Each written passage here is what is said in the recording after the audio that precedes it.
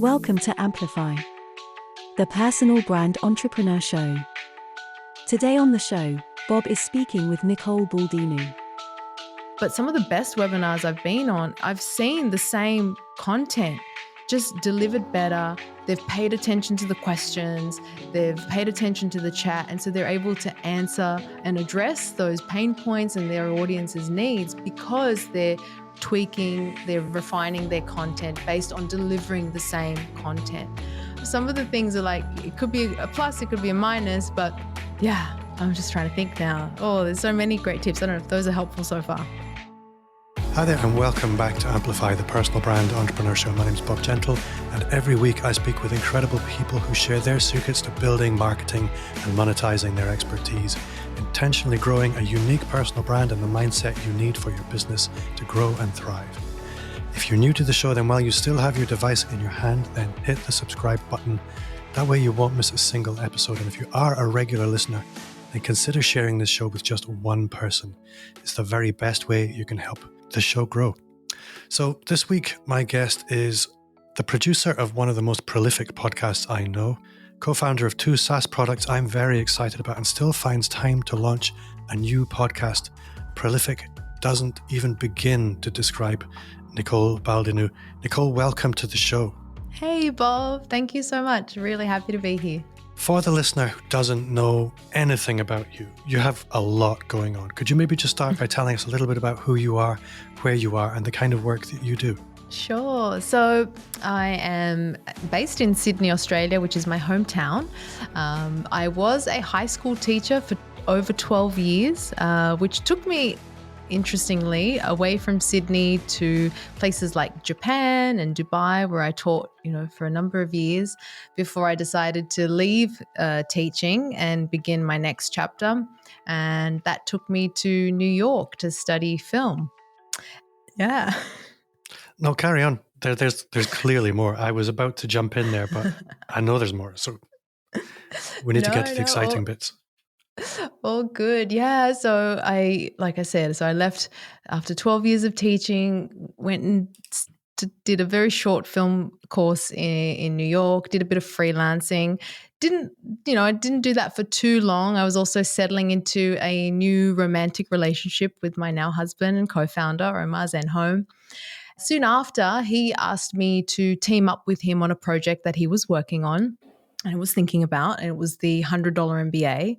The $100 MBA at the time, that, the idea was to create a series of video training to help people get started with an online business without forking out the huge amounts of money that people fork out for a traditional MBA. So we created that together. I had just learnt, how to edit film. So I had all these fresh skills that I could lend to the project. So it was very exciting for me. So we launched that.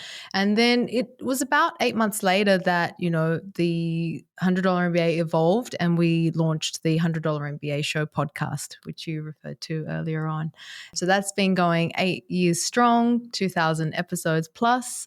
That's a daily podcast from Monday to Friday. And, all credit to Omar. He's on the mic every single day recording a lesson for our listeners. I have a lot of questions about that, but before I get to that, there's something really interesting happened there. You were working as a teacher, fairly successful. What was it that triggered you to just say, you know what, something new? I used to think that my story was different in that, I went into teaching as a fallback, but I've since learned that a lot of teachers go into teaching thinking that they won't be in teaching for the rest of their life. It's a very safe career, and a lot of people go into it for different reasons. And so for me, there's a whole backstory as to why I went into teaching. We don't have to go into that, but I did. I had a number of very, very good years. I was good at my job. It's not that I wasn't good at what I as a teacher, but I was looking for something else because I think I always had this idea that I would be doing something else with my life. And for me, as creative as teaching can be, it wasn't giving me the creativity that I wanted, that I was looking for. And so that was really the reason why I decided to leave and look for something else. I just felt, there were so many constraints And there are so many constraints around teaching, your timetable, the things you have to teach, the calendar year, all of that. I felt it was quite limiting, and I really just wanted to explore something new. I didn't know what that was going to be. I pretty much put myself on a deadline by resigning and having 6 months before I had to actually, leave and find the next thing. And so fortunately I did within those 6 months, but that's really what I was looking for. And so that's why I chose film, because I thought, well, it's not like I was always a budding filmmaker. I didn't even know how to use a camera when I went to film school to make videos. I mean, yeah, that was the reason that I left, and I saw filmmaking as the complete opposite of what I was doing, of my day to day as a teacher, so to speak. Yeah. I think it's very brave. I say this as somebody who was also in a very safe environment for a little bit of time. It would be very easy to stay there, but it takes quite a force of will to move out of that kind of safe role. And I think a lot of people, they never quite overcome the gravity of a safe job. So I'm always curious to know what it was that helped them overcome the inertia and move into something of an adventure again. So that was interesting. So the $100 MBA podcast, for me, I look at it and I think it is quite a feat, a daily podcast, to sustain that. I remember that a little while ago, probably a year ago, I thought, oh, this podcast is getting kind of easy. I could go to a daily show. And I had lots of people telling me, yeah, you should do that. But then I didn't do it because I just was overwhelmed by the potential for the production overhead and all the other things that I wouldn't be able to say yes to. But I'm curious, what does it take to pull off a daily show? How much time does it really take? It's a good question, because when Omar and I started, it was just the two of us when we started our business. And now we have a team, very fortunate to have a great team behind the $100 MBA that keeps the show running daily and not skipping a beat. So it took a lot in terms of, Omar to plan, create the curriculum, the lessons that he was going to teach, and then of course the time that went into recording, and then the time that went into editing, and then all the post-production stuff. I edited the first 376 episodes before our amazing sound creative Carl stepped in and took over, and now does a far better job than what I did. And we have people that help us with write the show notes, that put up the episode, promote it on social, all of those things. But at the beginning, Omar and I were just getting started. The $100 MBA itself was very new as a product. The community, the membership was, it was growing, but it wasn't in huge numbers.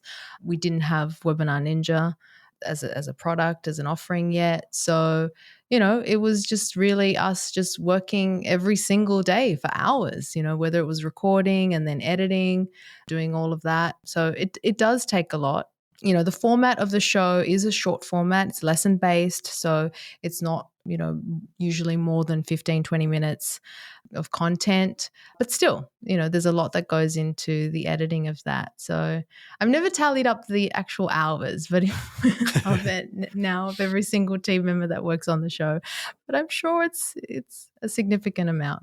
I don't know if that's helpful to you or answers your question. It does. And I think what's interesting is the $100 MBA product came before the podcast. It's not like a lot of podcasts where the podcast is the main event. The podcast is there to support the commercial product. So it does make sense that you put the effort into the promotion of it. And the podcast is a great way to do that, because you build a relatively large community through a podcast that can then find their way to the commercial product when they need it. Yes. And that makes sense. It's marketing through service, which is my favorite way of doing it, rather than marketing by throwing money at ads or tricking people or crazy funnels. Obviously, you have funnels, but there's human service there as well, which is frankly one of the reasons we're talking. Well, the first podcast that we had was what we referred to as our failed podcast. And fail, I don't like to use the word failure, because it was it was a massive learning, and it's what led to the $100 MBA and, much more successful results and, what we actually wanted to achieve. But the first podcast that we had, which was an interview show, didn't do so well at all. We ran it. We did 45 interviews, and then we decided this isn't working. This isn't the product. This isn't the podcast that we aspire to have. And so, the $100 MBA show came off, a very, an interesting lesson with a podcast that didn't do so well at all. And was the $100 MBA show always daily? Yes, it was. It was Monday it was 7 days. I'm trying to remember. 7 days for a number of years. And then we switched to Monday to Friday. And is there any batching involved, or is it just every day Omar records? No. Yeah, he batches. He definitely batches. So he'll have dedicated days in the week where he records a number of episodes. And of course, we have to do that when we travel. But, there's always, we take a microphone everywhere, every time we travel, because, there might be last minute updates to sponsor reads and all of that. But he definitely does batch. So moving on from the podcast then, you began with essentially a course and a community. Then we have a podcast to support that. And then we have Webinar Ninja. Now, most people listening know I never have software companies on the show. I just don't do it. They always want to come on the show, but they never do. Most of my guests are people I go out and look for. And you were referred by a friend who I trust. And obviously I was quite excited because I'm already a customer of Webinar Ninja rather. And I was actually going to be asking you anyway, because as an organization, you're doing things very differently. You're very visible as co-founders. You invest in your own personal brands the way it's very unusual for SaaS owners to do. So I simply preface the questions that I'm about to ask you with that for the listener, so they can understand you're not paying me. I essentially asked you. Now, you're not a traditional tech startup, not by any means. And I'm curious to know how the hell you managed to pull something like Webinar Ninja off, because I know what it takes to build those things. And to go from course creator to podcaster to building a SaaS product is not the normal path that these things happen.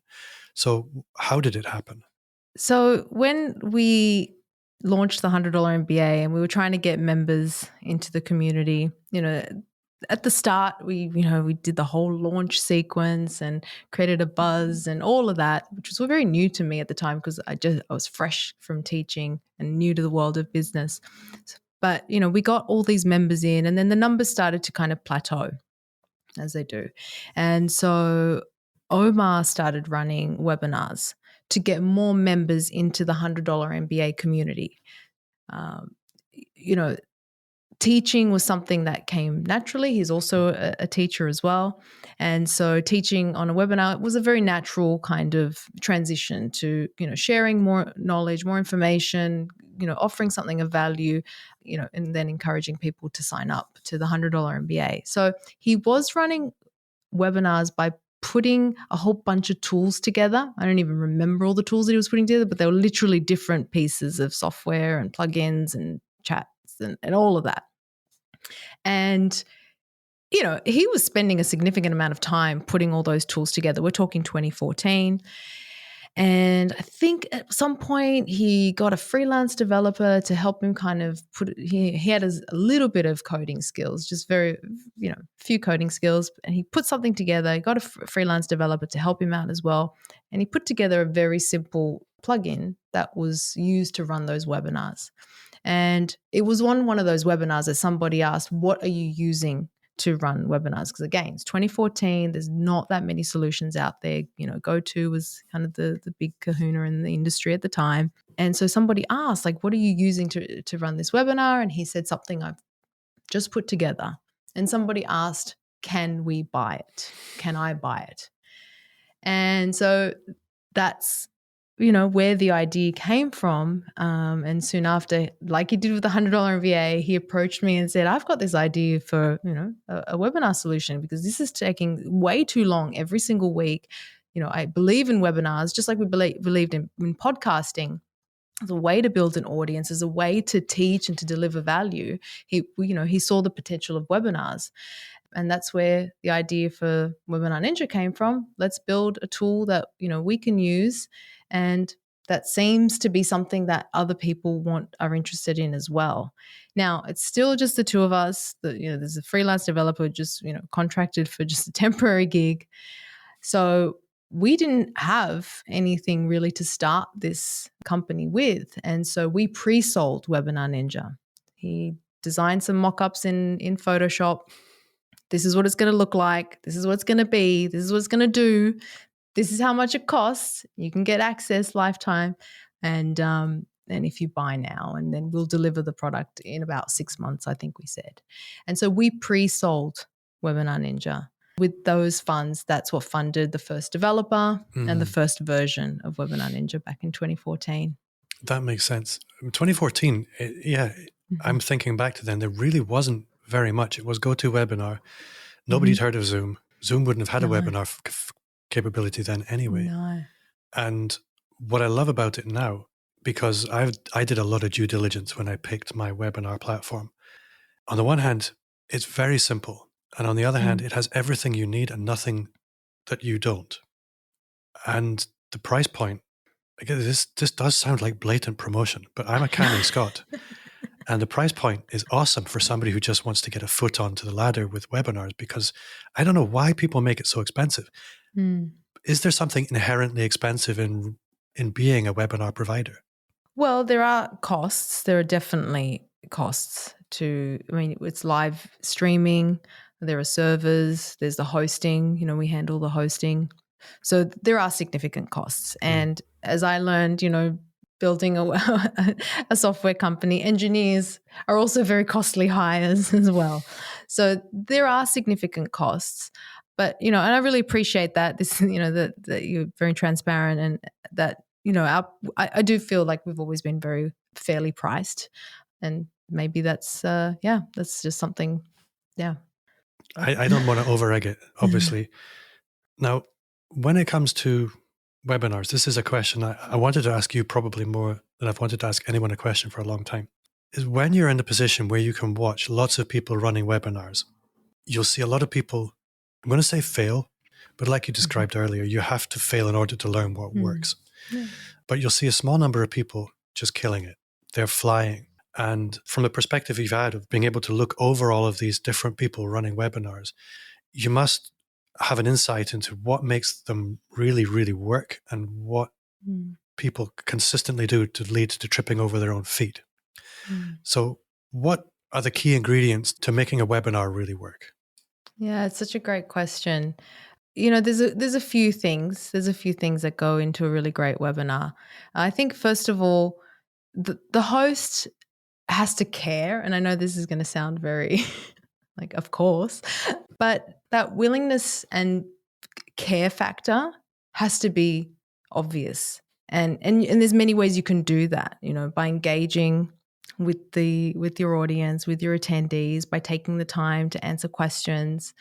The fact that you're reading the chats, that you I think a lot of the times, there's a lot of pressure on the webinar host. They feel like they have to do things perfectly. This is kind of a performance. And in a way it is. Yes, you're on camera, you're performing, you're mindful of how you look, your voice, all of those things. But on the other side are people who, have given up their time to be there.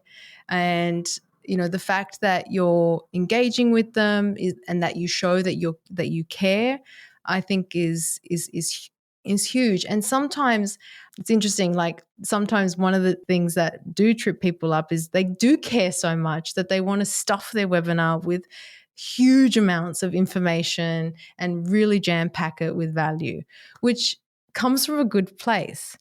But the flip side of that is that it's overwhelming, and it can leave the attendee quite overwhelmed.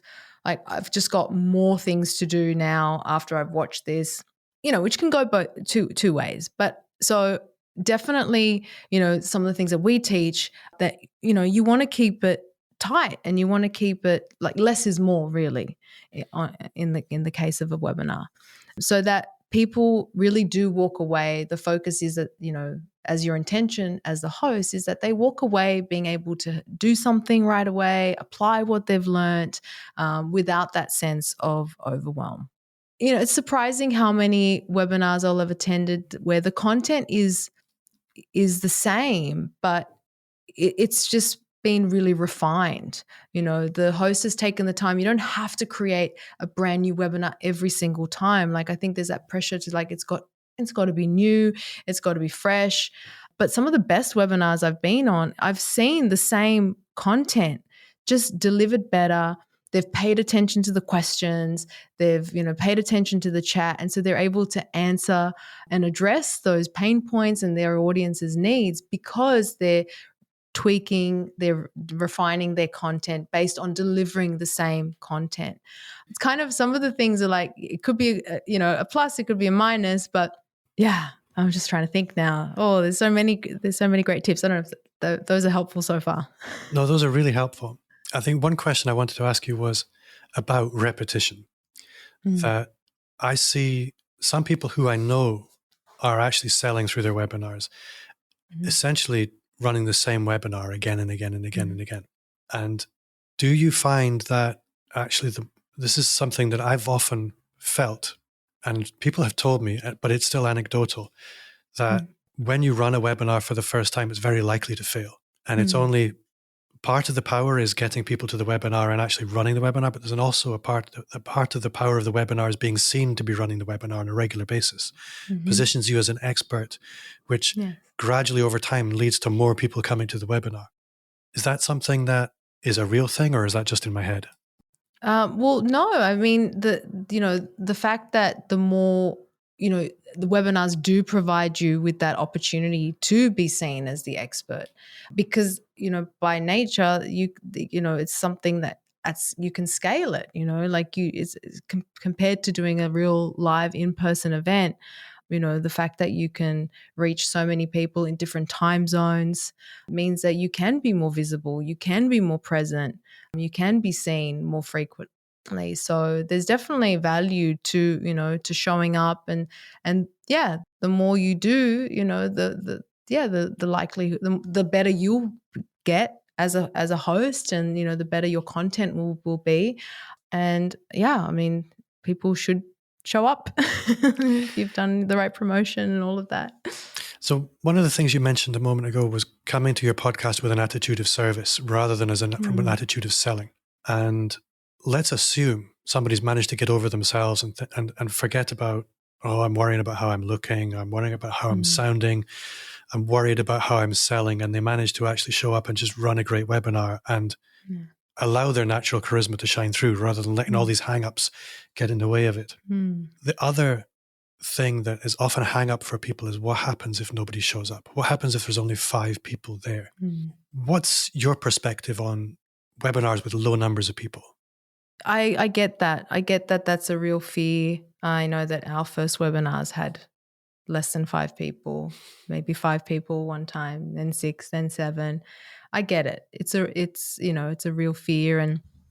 But to me, it's, again, that what you said, just being there in service. I don't think at any point that someone's on a webinar that they're actually thinking about how many other people are there. They're there because they came for a reason. They came to learn something. There was a promise that you made through your title of the webinar, the description of your webinar, whatever they saw about you on your website or on your social. There was something there that got those however many people to show up.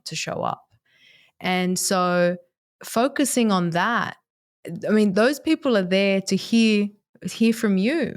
And so, I'd say they're not really thinking about how many other people, because they've got questions. And then, for them, if they post a question and you answer it, then they're really happy because there weren't hundreds of other people, then their question got missed, for example.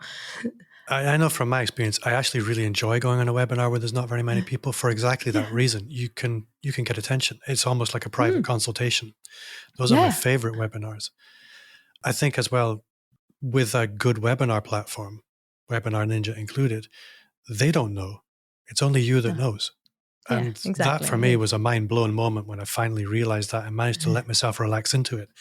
Actually, it's okay if there's only a few people there. Mm. Yeah. And your focus really is like, getting better at what you do, whether it's, what you teach, how you serve, those metrics of how many, I get it, conversion, all of that, if you're there to sell a product, but I think that needs to come second. Yeah. So, on the topic of coming second, if you've managed to relax into your webinar, you've shown up. The majority of people run webinars because they want a result of some kind. Yeah, you might be running them for support purposes, but let's assume you're an entrepreneur. Entrepreneurs typically want to sell something. Mm-hmm. And a lot of people make a lot of money making selling through webinars rather difficult. So, from your perspective, what is the simplest approach to, okay, you get to the last 15 minutes of the podcast, the webinar. It's time to make an offer of some kind. How can we make that simple and easy? Well, one of the things that I see Omar do, that he does and that he promotes, is that if there is going to be an offer, mention it right at the start.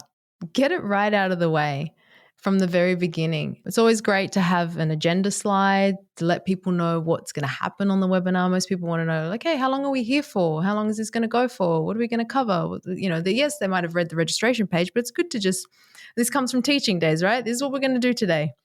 And you go through, all the items that you're going to be covering. And if an offer is going to be one of them, then I think the best thing to do is to just get in front of it right at the start. And it just puts people at ease. Like, there is going to be an offer, you're still going to learn something, and you're still, there'll still be, even if you're not going to take the offer, there's still value in you being here, but you can get in front of it at the beginning to make that transition just a lot more comfortable for yourself and for everyone else. See, that makes it so simple. Eyes are watering with the excitement of that, because I'm one of those people that makes it very difficult for himself. I think a lot of people do, but it's the transition into the offer that's often that moment of anxiety.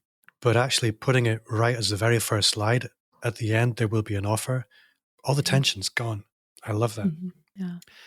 So we mentioned at the beginning personal branding, and personal branding is in many ways something that neither you or Omar necessarily had to do, but you continue to do it. You continue to show up. You've just launched your own podcast, which we'll talk about. Omar is still incredibly visible. He's one of the most chatty people on Twitter I've come across. He loves Twitter. Yes. Yeah. But none of that is necessary. And most SaaS CEOs or co-founders, they don't do these things. I'm curious to know from you, what has that emphasis on personal brand and being visible and being part of a community led to for you that it just wouldn't have otherwise? It made a lot of sense that as being teachers, both with the podcast and with Webinar Ninja, teaching and learning is still really the foundation of the business. It's the heart of the business. And so naturally, just sharing our story and sharing the story of, going from teaching and into entrepreneurship just was quite an organic and easy, way to introduce people to the brands, and just felt like something to kind of, put at the forefront rather than hide. Or, like that's what I did when I left teaching. I was like, oh, I'm not a teacher anymore. Now I'm a filmmaker. I don't want to talk about teaching anymore. Oh, I'm an entrepreneur now. I don't want to talk about teaching anymore. But actually teaching is what we do as part of our business. And I'd say, so that naturally being part of the story and the evolution of our journey as entrepreneurs is one thing. The other thing is that, one of our primary company value is being customer centric. And so you can say, okay, what does that mean? Great, you have a customer centric value. That's awesome. But what does that actually mean? And that means, and for us, what it means is that we invest a lot of time talking to our customers, engaging with our members, whether it's the webinars, whether it's personally getting in there and answering some support emails. We have a team, but, Omar and I are happy to jump in there and talk directly to customers. And we've done that pretty much from day one. Again, it wasn't just a conscious, we're going to do this so that this is a personal brand. It's just the way we organically felt was the right way to build the business, to be close to our customers so that we could learn, so that we could improve the product. And so by naturally being close to the customers, being willing to talk to your customers, you'll be surprised how many people don't actually want to talk to their customers or are afraid of talking to their customers.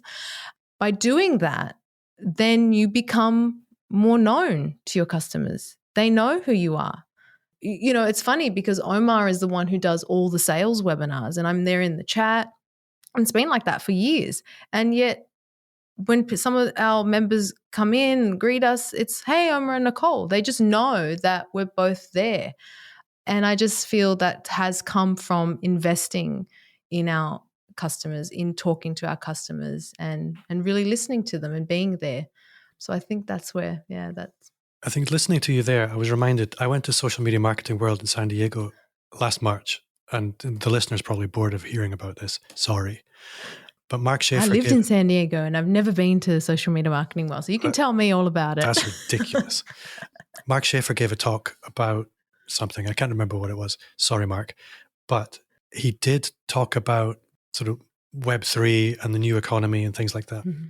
What he was talking about was as we go into a world that's more and more virtualized and more automated and more remote, actually, as customers, there's far less binding us to the organizations we use. And as employees and as team members, there's far less, again, binding us to those organizations because the relationships have become more and more tenuous. Mm-hmm. And that belonging is the currency of the future because you can't buy it. It's entirely decentralized. And that personal branding and the leadership in personal branding in organizations showing up in other people's lives is becoming a real competitive advantage. Yeah. And for me, in my choice of webinar platform, that was so obvious. And it was a really powerful effect that these were people that I could connect with. I was having a conversation with Omar on Twitter before I was a customer. It was about something completely different, but I felt very differently about Webinar Ninja than I did about any other webinar company because there was a binding effect psychologically of that relationship. Wow. And it's incredibly powerful. And I can clearly see it working in your favor, which is just a really interesting thing for me to observe. I appreciate that. I mean, look, and that means, you know, you have to hear it all. You hear the good and the bad, but, you know, you have to, if you want to build a great product, you have to really, I mean, that's what we're striving for, is to continuously improve. And so you have to be willing to hear it all. It's the good and the bad, which there'll always be, you know, the criticism as well, of course. So I'm looking at the time and I don't want to take too much of yours, but there's still two things I need to talk about. Now, I got a cryptic email saying you were launching something new. Tell me. I know what it is, but for the listener, what's going on at Ninja World? Ninja World. We are launching a new product. We've been working on this for about 18 months now. We're going into beta soon. It's called Course Ninja. And we see this as a great complement to Webinar Ninja. And essentially, Course Ninja will be an easier way for people to run live cohorted courses. A lot of our users, you know, are coaches, trainers, creators. They've got courses that they want to run or they've already, you know, run on different platforms. And we're trying to make it easier for people who, like us, you know, small teams, wear all the hats, juggle all the moving parts of a business. And, you know, our aim is to make it easier for them to bring it all under one roof and be able to run your course, promote it using Webinar Ninja, deliver it using Course Ninja. And that's got us really excited. And I guess for us, again, going back to that story of being teachers first, it's, you know, almost like a culmination of, you know, where we've always wanted to go. And so very excited about that. I can't wait to see it. I missed the webinar the other night talking about it, but I will eventually get a look. I'm very excited. I like the idea of cohort-based learning far better than simply courses, because for me, courses on their own, knowing the statistics around People who buy courses and don't complete them, I couldn't with integrity deliver one. But cohort-based courses where you're going through the content with people together, that makes much more sense to me. Yeah. So you've also just launched your own podcast. I don't know how new that is, but do tell me about Nicole and Kate Can Relate. What's that all about? Oh, thank you. Kate is Kate Erickson, who's the other half of Entrepreneurs on Fire, another well-known podcast. Kate is a friend. We were neighbors in San Diego. We used to live together and live nearby in San Diego. So we've been longtime friends. And when we moved back to Australia, Omar and I, in 2016, still kept in contact. And during the pandemic, having my own podcast was something that I kind of had thought about, for a number of years. I'd always been on the other side and, producing the $100 MBA show. But, where Nicole and Kate can relate came from was the fact that Kate and I are in a mastermind with another girlfriend, and just the conversations we had every month about business, about personal challenges, all of those things are just really soul nourishing. After those conversations, we always feel energized. We always feel like we've got a new perspective. We're always, just able to approach that thing that was in our head and this constant worry that was in our head. We just were able to get it out, see it from another person's perspective, and just, get on with the day with just more energy and confidence. And so those conversations, I thought, gosh, it would be really great if we could have, those conversations more public facing. And so that's where Nicole and Kate Can Relate came from. And so Kate and I, we get together once a week and we record a conversation. I think you just described the rationale of a brilliant podcast. I try to explain to a lot of people why they should start a podcast, and it's for all the reasons you just described. That was almost a masterclass in the good reasons to start a podcast. And I didn't realize it was Kate Erickson. Obviously, I know of her. We've never met. But that's an amazing co-host. That must be quite a bit of fun. I'm very lucky. Yeah, she's amazing. She is also very lucky. Let's be honest. So, how long has that podcast been out? We launched in August. Of last year, so it's been over a year now. Oh, that's not new anymore. Yeah, my apologies for that. I had a scour of your LinkedIn profile earlier, and it said just launched. So obviously, yes. That's my bad. I need to update that. Yeah, you do. It does still feel quite fresh. Yeah. Maybe compared to the podcast of 8 years ago. Yeah. But no, I remember how I felt when I was a year into my podcast. It wasn't new anymore. I was a veteran. Yeah. So we've covered a lot of ground, and I'm hoping the listener has found something to be inspired by. I certainly have. So many ideas, so many notes. But there's a couple of questions I still want to ask. The first one is, whenever I meet somebody that's extremely competent and accomplished, it's never good enough. I'm always curious to know, where is it that you still struggle? Which part of your business do you look at and go, oh, I feel like a failure here? Oh, that's a really great question. There's a lot of things I feel, and I could still do better and improve, whether it's, management, leadership, all of those things. I still feel like I need to get better, and there's still so much to learn. I think personally, I suppose from the sales side of things, I've never been very, I've had other areas in the business that I've been very focused on in the early stages, was helping with content, customer support. Later on, I got more involved in product, but never really on the sales side of the equation. I've always kind of deferred to Omar for that. And so I feel like I could really, learn a lot more and improve those skills. I guess that's teamwork. When you are in a power team like that, it does make sense to divide and conquer, focus on your own areas of excellence. But no, I appreciate that. It's never an easy question to answer. So, like I said, I have had a great time. It's been awesome meeting you. There's so many places that I would still like to go, but I don't want to take any more of your time. If anybody's listening thinking they would like to connect with you, I imagine you're an easy person to connect with. Which is your favorite place to connect? What's your favorite social media platform? I like Instagram out of all the social media platforms. So I'm Nicole Baldinu on Instagram. And people can find the podcast at Nicole and Kate Can Relate. Just search for it. It's easy to find. And my last question is, What's one thing you do now that you wish you'd started 5 years ago? It's hard. I have two. Two is okay. Podcasting. So my own podcast is one of them.